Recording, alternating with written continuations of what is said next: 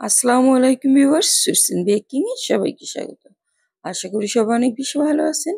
আজকে আমি খুবই সহজভাবে ঘরে থাকা উপকরণ দিয়ে কিভাবে রেস্টুরেন্টের মতো পিৎজা তৈরি করা যায় সেই রেসিপিটাই শেয়ার করব। আশা করি আপনাদের কাছে অনেক বেশি ভালো লাগবে। তো চলুন মূল রেসিপিতে চলে যাচ্ছি। আমি এখানে 1 কাপ ময়দা নিয়ে নিয়েছি, দিয়ে দিচ্ছি 1 চা চামচ পরিমাণে ইস্ট, 1 চা চামচ পরিমাণে চিনি, গুঁড়ো দুধ 2 চা চামচ পরিমাণে, লবণ স্বাদ মতো, আর তেল দিয়ে দিচ্ছি 2 চা চামচ পরিমাণে। সবকিছু দিয়ে একটু মাখিয়ে নিতে হবে যেন সবকিছু ভালোভাবে মিশে যায়। আমরা যদি এভাবে ডোটা তৈরি করি তাহলে কিন্তু অনেকটাই সহজ হয়। আমি এখানে উষ্ণ গরম পানি নিয়েছি 1 কাপ, এটা অল্প অল্প করে দিয়ে ডোটা তৈরি করে নিব। একসঙ্গে পানিটা দিয়ে দিলে হবে কি, ডোটা নরম হয়ে যেতে পারে বেশি, সেক্ষেত্রে পুরো ডোটাই নষ্ট হয়ে যাবে। তাই আমি অল্প অল্প করে দিয়ে এটা তৈরি করে নিচ্ছি। সবশেষে দেখিয়ে দিব আমার কতটুকু পানি রয়ে গেছে। এখন আমি একটু এটা ভালোভাবে মথে নিচ্ছি।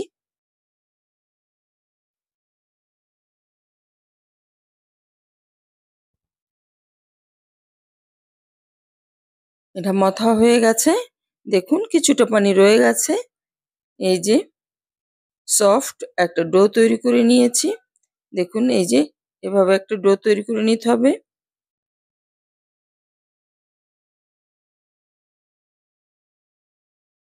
এখন ডোটাকে সুন্দরভাবে একটা গোল করে আমি রেস্টে রেখে দিব। অবশ্যই আগে একটু উপরে তেল মাখিয়ে নিতে হবে, না হলে কিন্তু এটা বোলের সঙ্গে লেগে যাবে। এই যে দেখুন উপরে এবং বোলের 4 সাইডে আমি একটু তেল মাখিয়ে নিলাম। এখন আধা ঘন্টার মতো রেস্টে রেখে দেব যাতে এটা ফুলে ডাবল হয়ে যেতে পারে। এই যে দেখুন এখন চলে যাচ্ছি আমি অন্য প্রিপারেশনে। আমি চুলায় একটা প্যান বসিয়ে দিয়ে এতে সামান্য পরিমাণে তেল দিয়ে দিচ্ছি। আমি পিৎজায় যে চিকেনটা ইউজ করব সেটা প্রথমে রান্না করে নিচ্ছি। আমি আদা, রসুন আর কিছুটা পেঁয়াজ দিয়ে দিলাম।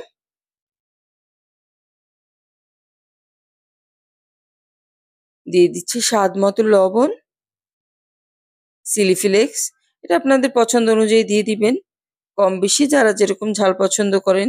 সামান্য লাল মরিচের গুঁড়া, আমি দিয়ে দিচ্ছি কিছুটা জিরার গুঁড়া, দিয়ে ভালোভাবে কষিয়ে নিব যেন এতে কোনো কাঁচা গন্ধ না আসে। দেখুন এটা কষানো হয়ে গেছে, এ পর্যায়ে দিয়ে দিলাম চিকেন সবটুকু দিয়ে আমি ভালোভাবে মিক্স করে নিচ্ছি। আমি এখানে 1 কাপ চিকেন নিয়েছি, আপনারা চাইলে কম বেশি নিতে পারেন। আমি কিউব করে কেটে নিয়েছি, আপনারা চাইলে এটা কিমা করেও নিতে পারেন। দিয়ে দিলাম মিক্সার কিছুটা, দিয়ে ভালোভাবে মিক্স করে নিচ্ছি। আর এই চিকেন থেকে যে পানিটা বের হবে ওতেই কিন্তু মাংসটা রান্না হয়ে যাবে। বাড়তি কোনো পানির আর প্রয়োজন হবে না, যেহেতু এটা বুকের মাংস তাই রান্না হতে বেশি পানির দরকার হবে না।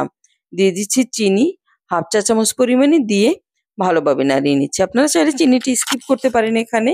দেখুন এটা কিন্তু রান্না হয়ে গেছে। আমি এখন একটা স্পেশাল সস তৈরি করে নিচ্ছি। এতে খুব বেশি ঝামেলা নেই এই সসটা তৈরি করতে। আমি দিয়ে দিলাম টমেটো সস, দিয়ে দিচ্ছি মিক্সার, দিয়ে দিচ্ছি চিলি ফ্লেক্স,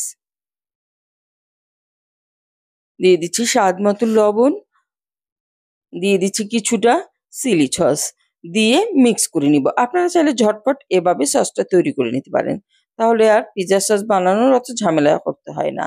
আর এদিকে আমার ডোটাও তৈরি হয়ে গেছে। এখন আমি পিৎজাটা তৈরি করে আপনাদেরকে দেখিয়ে দিব। এটার বাতাসটা বের করে নিলাম, দেখুন এই যে।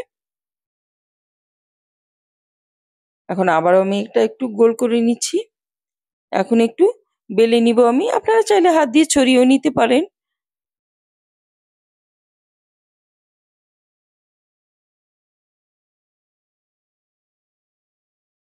এটাকে আমি বেলে নিচ্ছি।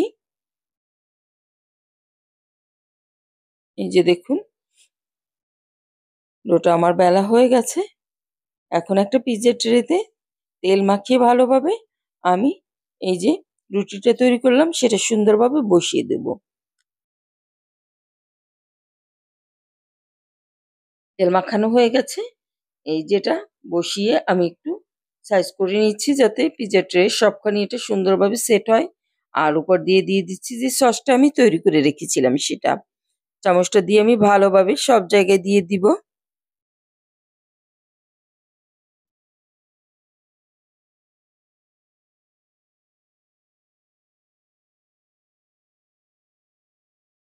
এই দেখুন সুন্দরভাবে সব জায়গায় দেওয়া হয়ে গেল। এখন একটা কাঁটা চামচ দিয়ে অবশ্যই ছিদ্র করে নিতে হবে, না হলে কিন্তু ফুলে উঠবে এটা। আর এভাবে যদি আমরা একটু ছিদ্র করে নিই সেক্ষেত্রে আর সবখান দিয়ে ফোলার সম্ভাবনা থাকবে না। তারপর কিছুটা চিজ কুচিয়ে দিচ্ছি উপরে। চিজটাও আপনাদের পছন্দ মতো, বেশি যারা পছন্দ করবেন তারা একটু বেশি দিয়ে দিবেন। এই যে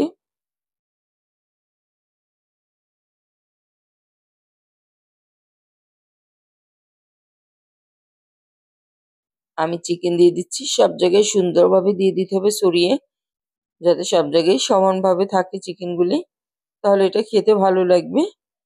এই যে খুব সহজেই একটা পিৎজা তৈরি করে ফেললাম আজকে। আর উপর থেকে আবারও কিছুটা চিজ ছড়িয়ে দিচ্ছি।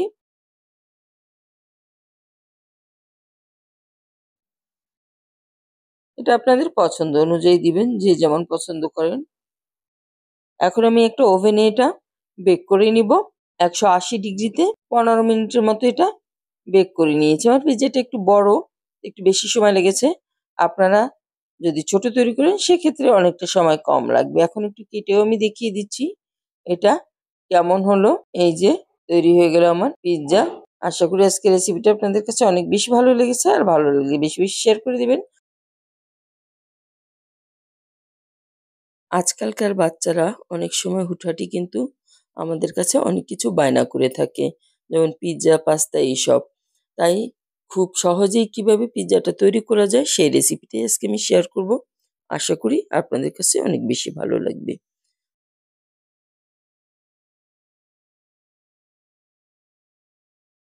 তো আমি শুরু করে দিলাম। আমি এখানে একটা বোলে হাফ কাপের মতো লিকুইড মিল্ক নিয়েছি আর দিয়ে দিয়েছি 1 টেবিল চামচ চিনি, ইস্ট দিয়ে দিচ্ছি 1.5 চা চামচ পরিমাণে, দিয়ে একটু নাড়িয়ে নিলাম। লিকুইড মিল্কটা অবশ্যই উষ্ণ গরম হবে কিন্তু। তারপর আমি তেল দিয়ে নিলাম। আমি আর ওয়েট করলাম না এটা রেখে, কারণ এটা ইনস্ট্যান্ট ইস্ট, তাই ওয়েট করার প্রয়োজন হবে না। তারপরে দিয়ে দিলাম 1.5 কাপ পরিমাণে ময়দা। দিয়ে দিচ্ছি স্বাদ মতো লবণ। দিয়ে এখন এটা আমি মিক্স করে নিব। আপনারা চাইলে হাত দিয়ে মিক্স করতে পারেন অথবা হুইস্ক দিয়েও মিক্স করে নিতে পারেন। এই যে দেখুন এটা আমি মিক্স করে নিচ্ছি। ডোটা যত সফট হবে পিৎজাটাও কিন্তু ততই ভালো হবে। এখন আমি হাতে সামান্য পরিমাণ ময়দা মেখে এটাকে ভালোভাবে মেখে নিচ্ছি দেখুন। এই যে এটা মাখানো হয়ে গেছে। এখন এই বোলের চারপাশে এবং ডোয়ের উপরে কিছুটা তেল মেখে আমি রেস্টে রেখে দিব আধা ঘন্টার মতো। আপনারা আধা ঘন্টা থেকে 40 মিনিট রেস্টে রাখলেই হবে। আমি এখানে নিয়েছি কিছু সসেস। সসেস দিয়ে পিৎজাটা তৈরি করলে কিন্তু খুব সহজেই তৈরি করা যায়। কোনো মাংস তৈরি করার আর প্রয়োজন হয় না। আর নিয়েছি ক্যাপসিকাম, এগুলিকে আমি কেটে নিব। এই যে দেখুন, আপনারা যেকোনো শেপেই ক্যাপসিকামগুলি কেটে নিতে পারেন। আমি একটু স্কোয়ার শেপে কেটে নিচ্ছি। এই যে যার যেমন পছন্দ তেমন করেই কেটে নিবেন। এভাবে পিৎজাটা তৈরি করলে হয় কি খুব সহজেই অল্প সময় তৈরি করে ফেলা যায়। অনেক বেশি সময়েরও প্রয়োজন হয় না আর ঝামেলারও প্রয়োজন হয় না। এই যে এদিকে আমার ডোটাও রেডি হয়ে গেছে দেখুন, একদম ফুলে ডাবল হয়ে গেছে। আমি এটাকে বাতাসটাকে বের করে নিচ্ছি। তারপর এই যে দেখুন একটু বোলের ভিতরেই মথে নিলাম। এখন আমি একটা বডির উপরে সামান্য ময়দা ছড়িয়ে দিয়ে এটাকে বেলে নিব। আপনারা চাইলে হাত দিয়ে ছড়িয়ে নিতে পারেন আর চাইলে আমার মতো বেলেও নিতে পারেন। আমি কিছুটা ছড়িয়ে নিয়েছি হাত দিয়ে, তারপর বেলে নিব। আর ডোটা কিন্তু অনেকটাই সফট আছে। সফট ডো হলে পিৎজাটা অনেক সুন্দর হয়।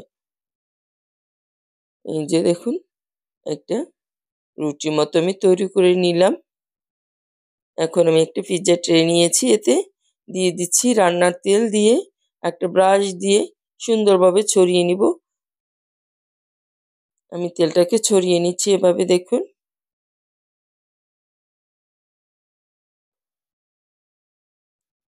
এই যে ছড়ানো হয়ে গেল।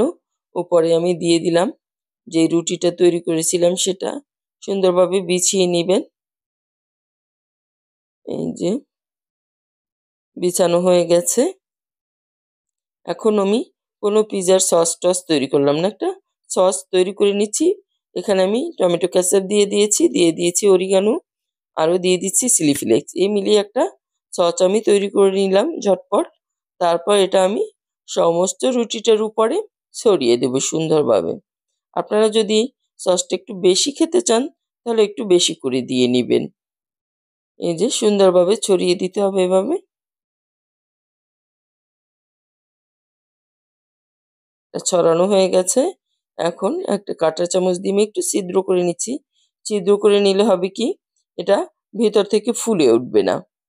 এভাবে ছিদ্র করে নিবেন।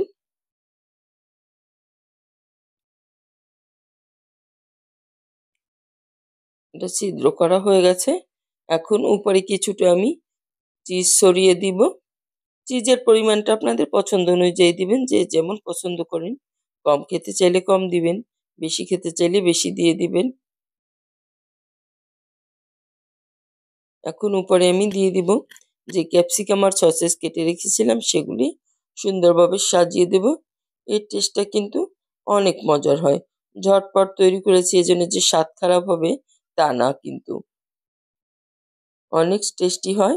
বাচ্চারা বলতেই পারবে না যে এটা বাসায় তৈরি করেছেন। বাচ্চারা মনে করবে যে এটা বাহির থেকে অর্ডার করে আনিয়েছেন।